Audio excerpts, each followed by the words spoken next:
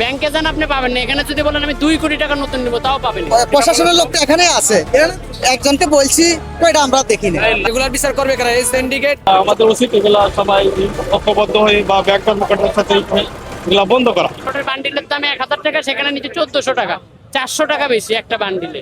ব্যাংকে যান আপনি পাবেন না। এখানে যদি বলেন আমি 2 কোটি টাকা নতুন নিব তাও পাবেন। ব্যাংকে গেলে আপনি 1000 টাকা নতুন পাবেন না। কেন পাওয়া যায় না ভাই? সরকার ওইভাবে তো আপনার পদক্ষেপ নেয় না ভাই। এই কারণে এত দাম হইতে পারে 100 টাকা 150 টাকা বেশি।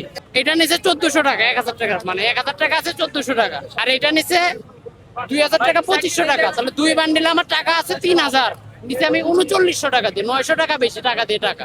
ব্যাংকে 1 টাকাও পাবেন না ভাই। ব্যাংকে গেলে আপনি 1 টাকাও পাবেন না। এটার নামই সিন্ডিকেট। 1400 টাকা বলছি, 100 টাকা কম বলছি, সেটা দিবে না।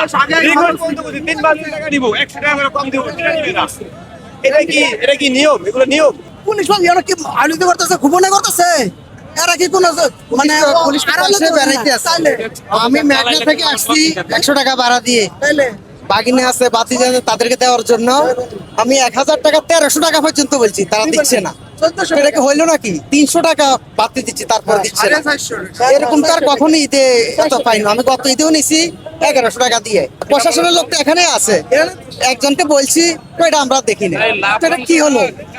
লোকরে বলছিলাম স্যার এটা কি হচ্ছে, আপনাদের পাশে তো হচ্ছে, এগুলা দেখেন না আপনারা? তো না ভাই, আপনার আমরা রোডে ডিউটি, আমরা রোড দেখতেছি, এগুলা দেখতে পাচ্ছি না। চিন্তা করছি দেশে যাওয়ার সময় একটা 10 টাকার নতুন বান্ডিল নিব, 500 টাকার নিচে দিতে চায় না।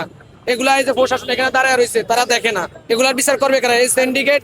যতদিন পর্যন্ত না ভাঙবে ততদিন পর্যন্ত দেশ উন্নত হবে না।